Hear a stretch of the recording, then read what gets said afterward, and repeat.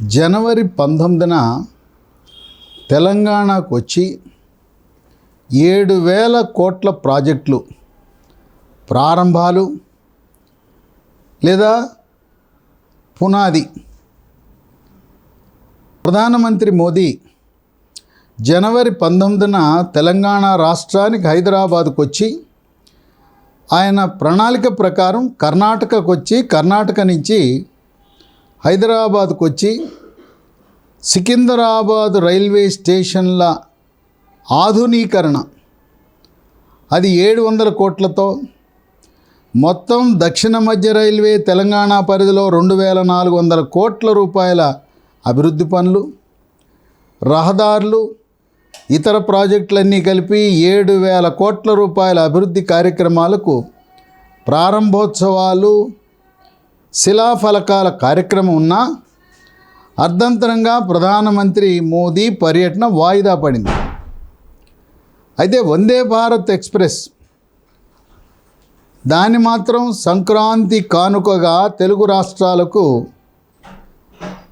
Video ద్వారా, virtual మాధ్యమం ద్వారా ప్రధానమంత్రి మోదీ ప్రారంభిస్తున్నారు.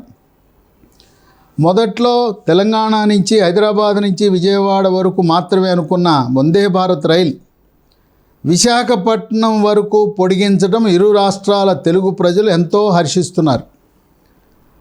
ఆయన యొక్క పర్యటన వాయిదా వేయటానికి గల కారణాలు ఏంటి అని అన్వేషిస్తే 16, 17 జాతీయ కార్యవర్గ సమావేశాలు ఉన్నాయి. ఆ సమావేశాలు అయిన తరువాత నెలాఖరుకు పార్లమెంటు సమావేశాలు, బడ్జెట్ సమావేశాలు ప్రారంభమవుతున్నాయి. బడ్జెట్ని ఫిబ్రవరి 1వ తారీఖున నిర్మలా సీతారామన్ ప్రవేశపెట్టబోతా ఉంది. బడ్జెట్ మీద ఒక దృష్టి పెట్టడం, ఎందుకంటే ఈ సంవత్సరం చాలా కీలకమైంది. ఈ సంవత్సరంలో ప్రతిపాదించబోతున్న పథకాలు 2024 పార్లమెంటు ఎన్నికల్ని ప్రభావితం చేస్తాయి.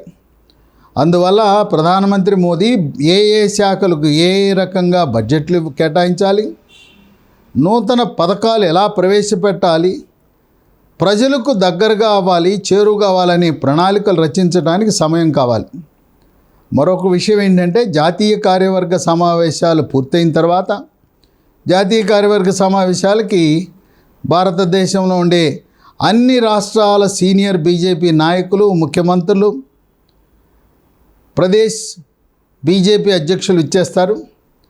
జాతీయ కార్యవర్గాలు పూర్తి కాగానే క్యాబినెట్ పునర్వ్యవస్థీకరణ కేంద్రంలో జరగబోతూ ఉంది. దాంట్లో 2023 సంవత్సరంలో జరగబోతున్న 9 రాష్ట్రాలు ఎన్నికలకు వెళ్తున్నాయి. 5 పెద్ద రాష్ట్రాలు, 4 చిన్న రాష్ట్రాలు, ఈశాన్య రాష్ట్రాలు.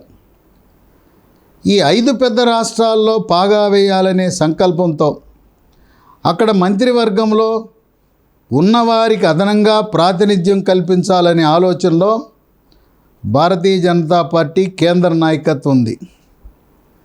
ఈ విధంగా మేలో కర్ణాటక పెద్ద రాష్ట్రం, నవంబర్, డిసెంబర్లో మరొక 4 రాష్ట్రాలు, రాజస్థాన్, ఛత్తీస్గఢ్, మధ్యప్రదేశ్, తెలంగాణ. వీటిలలో ప్రస్తుతం కర్ణాటక, మధ్యప్రదేశ్లో మాత్రమే భారతీయ జనతా పార్టీ అధికారంలో ఉంది. రాజస్థాన్, ఛత్తీస్గఢ్లో కాంగ్రెస్ అధికారంలో ఉంది.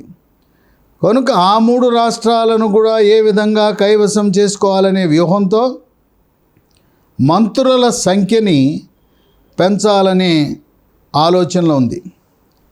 ఫిబ్రవరి, మార్చిలో జరగవలసిన ఎన్నికలు త్రిపుర, మేఘాలయ, నాగాల్యాండ్, అక్టోబర్, నవంబర్లో మిజోరం. ఇవి చిన్న రాష్ట్రాలు.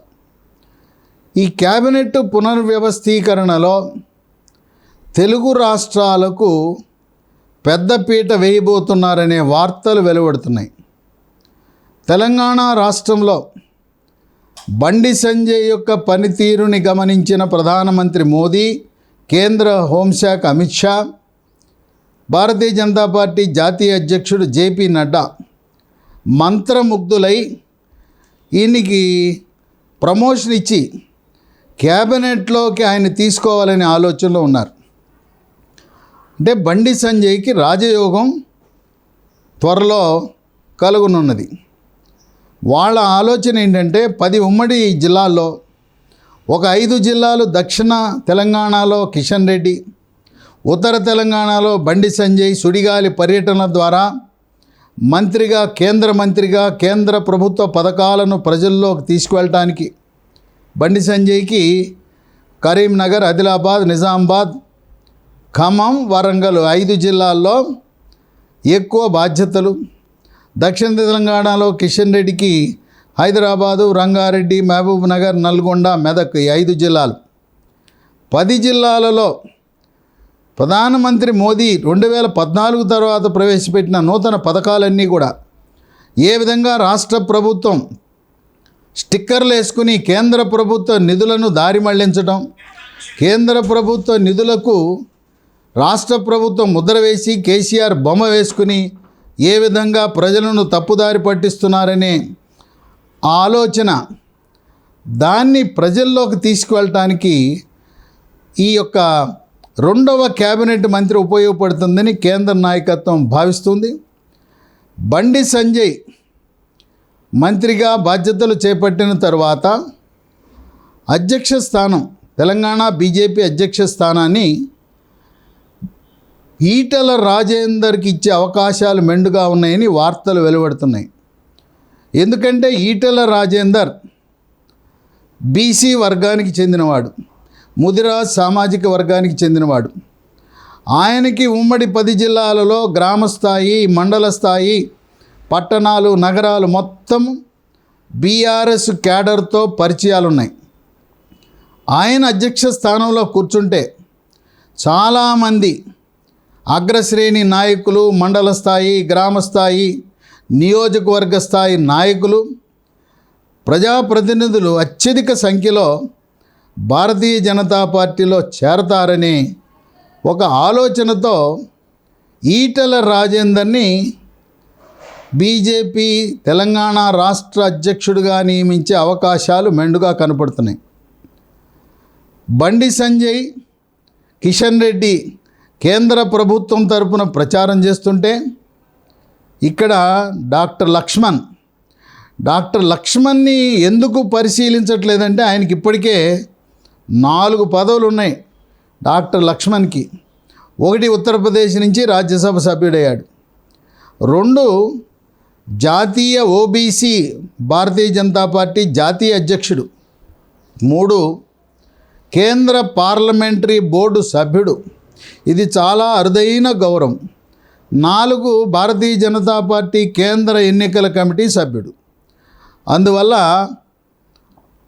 ఆయన్ని ఆ 4 పదవులు బాధ్యతాయుతంగా నిర్వర్తించేలా చర్యలు తీసుకుంటున్నారు. ఇక ఆంధ్రప్రదేశ్కి ఏమన్నా ప్రాతినిధ్యం ఉంటుందంటే అక్కడ 2 రాజ్యసభ సభ్యులు ఉన్నారు. ఒకరు జీవీఎల్ నరసింహారావు, ఉత్తరప్రదేశ్ నుంచి ఆయన్ని రాజ్యసభకు ఎంపిక చేయడం జరిగింది. తెలుగుదేశం పార్టీలో రాజ్యసభ సభ్యుడిగా ఎన్నికై పార్టీ మారి బీజేపీలో చేరిన సీఎం రమేష్ రాయలసీమ ప్రాంతానికి చెందినవాడు, బీసీ సామాజిక వర్గానికి చెందినవాడు. అక్కడ జీవీఎల్ నరసింహారావు అగ్రకులాలకు చెందినవాడు అవటం వల్ల ఆంధ్రప్రదేశ్ రాష్ట్రానికి ప్రాతినిధ్యం ఇవ్వాలంటే సీఎం రమేష్కి అవకాశాలు అధికంగా ఉన్నాయి. అక్కడ బీసీ సామాజిక వర్గమే కాకుండా రాయలసీమకు పెద్దపీట వేసినట్టు ఉంటుంది. ఆ విధంగా ఒకవేళ ఆంధ్రప్రదేశ్ కంటూ మంత్రి పదవి ఇస్తే సీఎం రమేష్కి ఇచ్చే అవకాశాలు ఉన్నాయి. అలాగే ఎన్టీఆర్ కుమార్తె, అన్న ఎన్టీ రామారావు కుమార్తె పురంధరేశ్వరి పేరు కూడా పరిశీలనలో ఉంది. ఆమె యూపీఏ ప్రభుత్వంలో కేంద్ర మంత్రిగా, మానవ వనరుల శాఖ మంత్రిగా ఎటువంటి వివాదాలు లేకుండా నీతిగా, నిజాయితీగా, సమర్థవంతంగా ఆ మంత్రిత్వ శాఖను నిర్వహించడం జరిగింది. ఇప్పటికి కూడా భారతదేశం అంతా కూడా పురంధరేశ్వరి ఎక్కడికి వెళ్ళినా ఎన్టీఆర్కే బేటీ బేటీ అంటుంటారు. ఆ విధంగా ఆమెకి ఎనలేని గౌరవం ఉంది. ప్రధానమంత్రి మోదీ, అమిత్ షా, జేపీ నడ్డా కూడా ఆమెని కేంద్ర మంత్రివర్గంలో తీసుకుని 2 తెలుగు రాష్ట్రాల్లో కమ్మ సామాజిక వర్గానికి పెద్దపీట వేసినట్టుంటుంది. వెంకయ్యనాయుడు గారు ఉపరాష్ట్రపతిగా పదవీ విరమణ చేసిన తరువాత కమ్మ సామాజిక వర్గానికి ప్రాధాన్యం ఇవ్వడానికి పురంధరేశ్వరికి కేంద్ర మంత్రి పదవి ఇచ్చే అవకాశాలు కూడా ఉన్నాయనే వార్తలు వెలువడుతున్నాయి. ఇదిలా ఉంటే గుజరాత్లో చాలా కీలక పాత్ర పోషించి 156 సీట్లు గెలవడానికి చరిత్ర సృష్టించడానికి కారణం గుజరాత్ బీజేపీ రాష్ట్ర అధ్యక్షుడు లోక్సభ సభ్యుడు సిఆర్ పాటిల్. ఆ సిఆర్ పాటిల్ని కేంద్ర మంత్రివర్గంలో తీసుకునే అవకాశాలు కనపడుతున్నాయి. ఇప్పటికే బీహార్లో జేడీయూ, పంజాబ్లో అకాలీదళ్, మహారాష్ట్రలో శివసేన ఆ పార్టీలకు చెందిన మంత్రులు రాజీనామా చేయటం వల్ల కొన్ని ఖాళీలు వచ్చినాయి. మహారాష్ట్రలో షిండే వర్గానికి చెందిన వారిని మంత్రివర్గంలో తీసుకుంటారు. అలాగే ఉన్న కొద్దిమంది మంత్రులకు వాళ్ళ ప్రాధాన్యత పెంచే అవకాశం ఉంది. భూపేంద్ర యాదవ్ ఆయన ఉత్తరాఖండ్ నుంచి, ఆయనకి ఇంకా కీలకమైన బాధ్యతలు ఇచ్చే అవకాశం ఉంది ప్రభుత్వంలో. ధర్మేంద్ర ప్రధాన్ ఒరిస్సా నుంచి, అనురాగ్ ఠాకూర్ హిమాచల్ ప్రదేశ్, ఈ ముగ్గురికి కూడా ఇంకా కీలకమైన ప్రధానమైన శాఖలు వాళ్ళకు కట్టబెట్టే అవకాశం ఉంది. ఇప్పటికే కొంతమంది మాజీ ఐఏఎస్ అధికారులు మంత్రులుగా పనిచేస్తున్నారు. జయశంకర్ విదేశీ శాఖ మంత్రి, ఆయన ఐఎఫ్ఎస్ అధికారి. వీరి తండ్రి కూడా విదేశీ వ్యవహారాల కార్యదర్శిగా పనిచేసి పదవీ విరమణ చేశారు. జయశంకర్ కూడా ఐఎఫ్ఎస్ అధికారి. అశ్విని వైష్ణవ్ రైల్వే శాఖ, ఇన్ఫర్మేషన్ టెక్నాలజీ శాఖ చాలా సమర్థవంతంగా నిర్వహిస్తున్నారు. ఆయన కూడా రిటైర్డ్ ఐఏఎస్ అధికారి. హర్దీప్ సింగ్ పూరి పట్టణాభివృద్ధి శాఖని ఎంతో సమర్థవంతంగా నిర్వహిస్తున్నారు. ఆ విధంగా మాజీ ఐఏఎస్లు, మాజీ ఐపీఎస్లు, మాజీ ఐఎఫ్ఎస్లకు కేంద్ర మంత్రివర్గంలో స్థానము లభించే అవకాశాలు చాలా మెండుగా ఉన్నాయి. మధ్యప్రదేశ్లో ఆసక్తికరమైన పరిణామాలు కేబినెట్ పునర్వ్యవస్థీకరణలో జరగవచ్చు అంటున్నారు. ఎంతో కాలంగా ఉన్న శివరాజ్ సింగ్ చౌహాన్ని కేంద్ర కేబినెట్లో తీసుకుని, యువకుడు, కాంగ్రెస్ పార్టీతో ఎంతో సన్నిహితంగా ఉంటూ కాంగ్రెస్లో పరిచయాలు అధికంగా ఉన్న జ్యోతిరాదిత్య సింధియాని మధ్యప్రదేశ్ ముఖ్యమంత్రిగా నియమిస్తే ఎలా ఉంటుందనే ఆలోచన కేంద్ర నాయకత్వం ఆలోచిస్తుందని వార్తలు, ఊహాగానాలు వెలువడుతున్నాయి. ఏదేమైనా ప్రధానమంత్రి మోదీ ఢిల్లీలో జాతీయ కార్యవర్గ సమావేశాలు, క్యాబినెట్ పునర్వ్యవస్థీకరణ, ఎవరిని ఉంచాలి, ఎవరిని ఉద్వాసన పలకాలి, ఉద్వాసన పలికిన మంత్రులకు పార్టీలో కీలకమైన బాధ్యతలు ఇచ్చి 2024 ఎన్నికల వరకు పార్టీని గెలిపించే బాధ్యతలు ఇచ్చే విధంగా ప్రణాళిక రూపుదిద్దుతున్నారు. ఇది దాదాపు ఎన్నికల బడ్జెట్గా మనం ప్రస్తావించవచ్చు. కనుక ఎన్నికల బడ్జెట్ ఓటర్లను ఎలా ఆకర్షించాలి, ప్రజలకు ఏ విధంగా చేరువవ్వాలి, అలాగే 23లో ఎన్నికలు జరగబోతున్న 9 రాష్ట్రాలలో మంత్రివర్గంలో ప్రాతినిధ్యం ఏ విధంగా పెంచాలి. ప్రధానమంత్రి మోదీ ఆయన ఆలోచన అంతా కూడా ఓబీసీల మీద కేంద్రీకృతమై ఉన్నది. 75 ఏళ్ల తర్వాత, స్వాతంత్రం వచ్చిన తర్వాత 27 మంది బీసీ వర్గాలకు చెందిన వారిని క్యాబినెట్ మంత్రులుగా నియమించడం మొట్టమొదటిసారి.